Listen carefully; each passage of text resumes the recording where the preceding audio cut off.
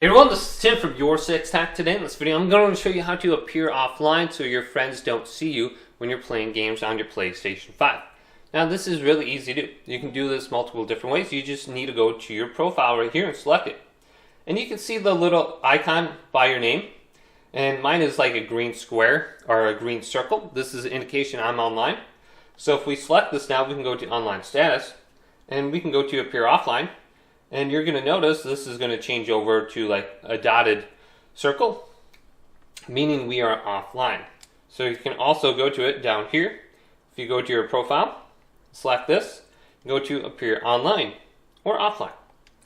Now there's one other way that we can do this. We can go to log out. And then when we're choosing an account, we can decide if we want to appear offline when we log in so our friends never see us log on.